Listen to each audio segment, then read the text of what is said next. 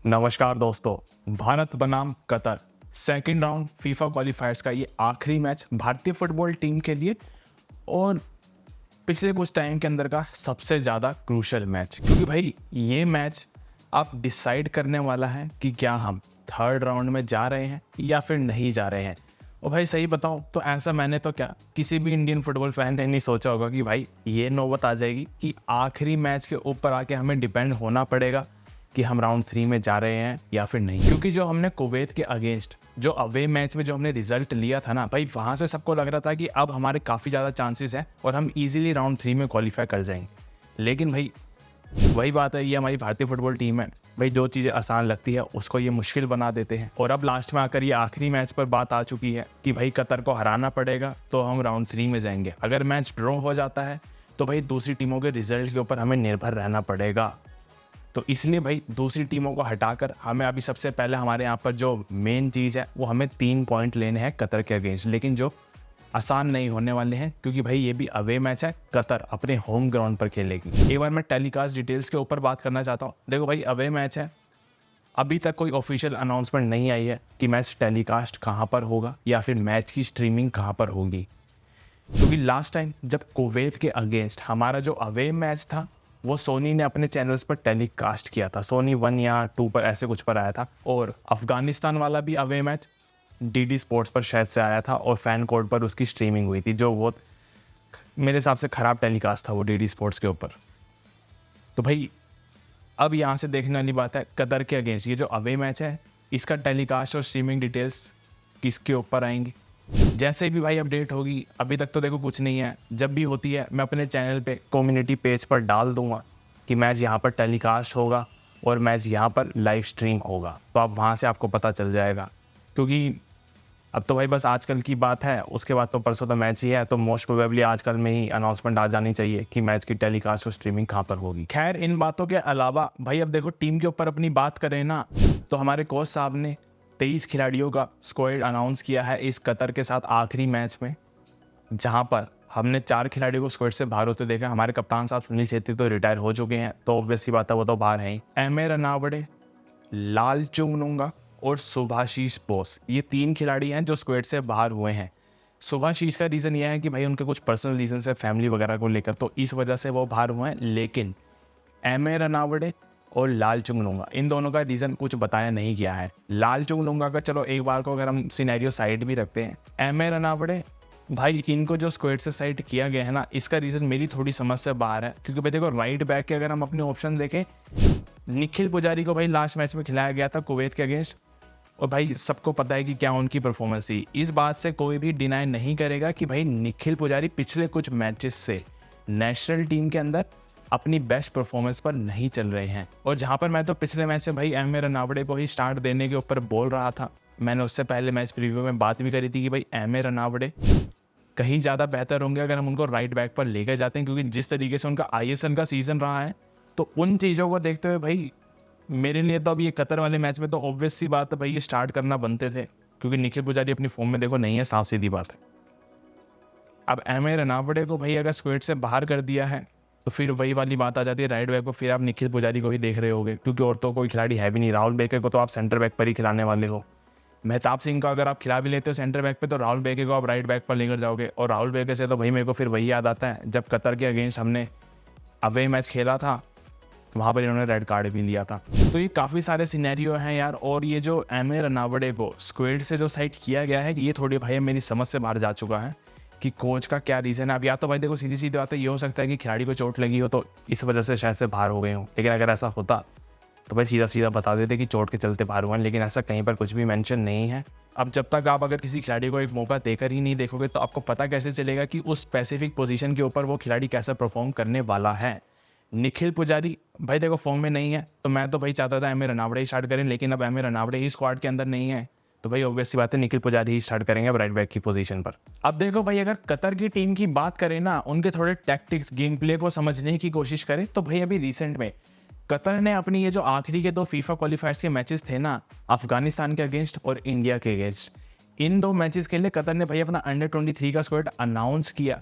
मतलब 24-25 खिलाड़ी थे, जिसमें से मैक्स 16-17 खिलाड़ी अंडर 23 के स्क्वाड में थे और कुछ 7-8 खिलाड़ी हैं जो टीम के हमने सीनियर टीम का हिस्सा रह चुके हैं। हमने इनको AFC एशियन कप के अंदर भी देखा था और अभी ये इस स्क्वाड के साथ भी मौजूद हैं। लेकिन अफगानिस्तान वाला जो मैच हुआ वहाँ पर मोस्टली अंडर 23 के खिलाड़ी थे और इसी वजह से अफगानिस्तान ने उनको ड्रॉ पर रोक दिया। अब भाई देखो, उस मैच में मैंने जितना हाइलाइट्स देखे, जितना मैंने कतर के गेम प्ले को थोड़ी सी समझने की कोशिश करी ना, तो भाई वो सीनियर टीम वाले ही सिनेरियो पर चल रही है। अंडर 23 की टीम भी मोस्टली वो क्या कर रहे हैं भाई, जैसा कुवैत कर रही थी ना हमारे साथ, बीच में से अटैक बनाकर हमारी डिफेंस को खोलने की कोशिश कर रही थी, वही सेम चीज़ कतर कर रही थी अफगानिस्तान के अगेंस्ट। वो तो भाई अफगानिस्तान आपको तो पता है कि भाई पागदा बस करके बैठी हुई थी, तो उन्होंने इतनी आसानी से उनको निकलने नहीं दिया। अपने काउंटर का वेट कर रही थी अफगानिस्तान। कुछ मौके आए भी थे अफगानिस्तान के पास, लेकिन वो कन्वर्ट नहीं कर पाए। तो ये जो बीच में से अटैक है, अगर ये चीज़ इनकी सफल नहीं होती है तो भाई ये अपने प्लान बी पर जाते हैं। ये जाते हैं फिर राइट फ्लैंक और लेफ्ट फ्लैंक के ऊपर और वहाँ से ये डायगोनल क्रॉसेस लगाना स्टार्ट करते हैं। और डायगोनल क्रॉसेस तो भाई आपको कतर की टीम के पता ही है, एक के बाद एक फिर आते रहते हैं और डिफेंस के लिए भाई मुश्किलें बढ़ती जाती हैं। तो इस रीज़न की वजह से हमारी डिफेंस लाइन के अंदर फिजिकलिटी के साथ साथ हाइट भी होनी बहुत ज़रूरी है।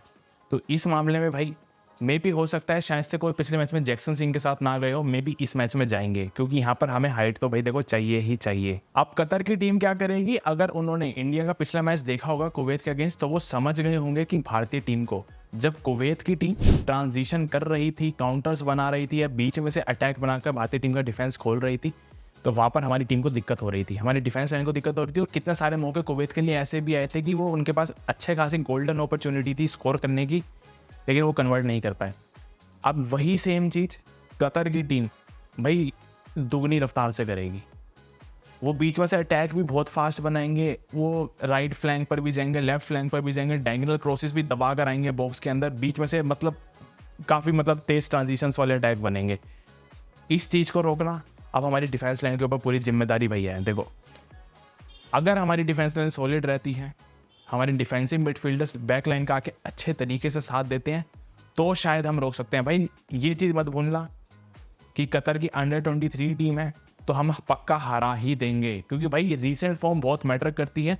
और अफगानिस्तान जिस तरीके से भारतीय टीम को उन्हीं के होम ग्राउंड पर हरा कर आई थी, तो भाई उनका कॉन्फिडेंस लेवल काफ़ी ज़्यादा बूस्ट हो रखा था और उन्होंने उसी चीज़ की वजह से कतर की टीम को 0-0 पर रोका।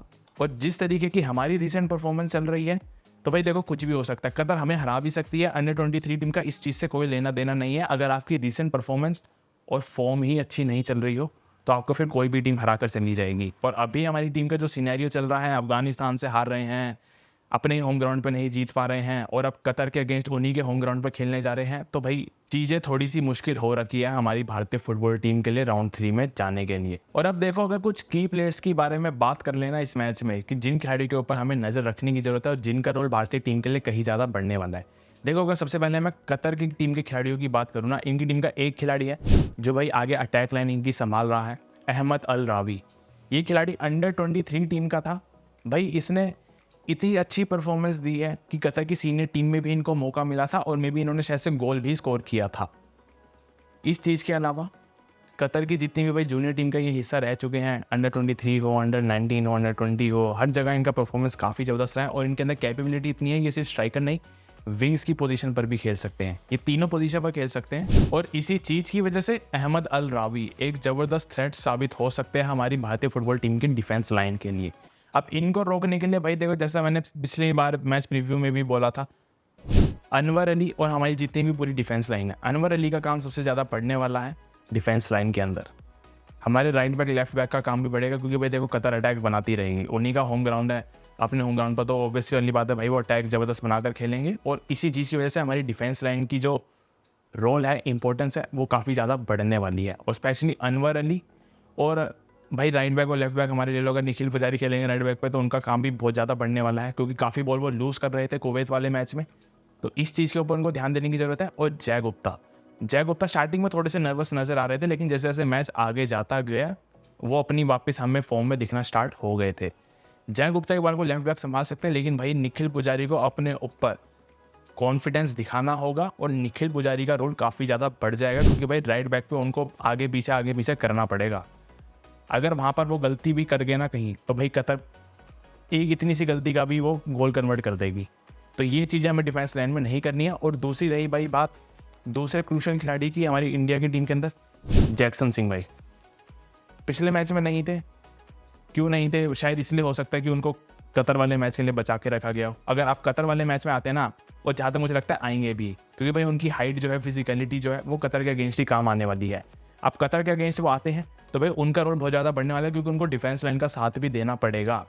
और डिफेंस लाइन का साथ देने के लिए जैक्सन सिंह जैसा खिलाड़ी की भैया देखो बहुत ज़्यादा ज़रूरत होगी हमें इस कतर वाले मैच में, क्योंकि वो डिफेंस के साथ में जब भी हमारी टीम काउंटर पर जाएगी, अटैक बनाएगी, तो जैक्सन सिंह की तरफ से भाई जो आगे की तरफ डायगोनल क्रॉसेस जाते हैं वो काफ़ी ज़्यादा काम आने वाले हैं हमारी भारतीय फुटबॉल टीम के लिए।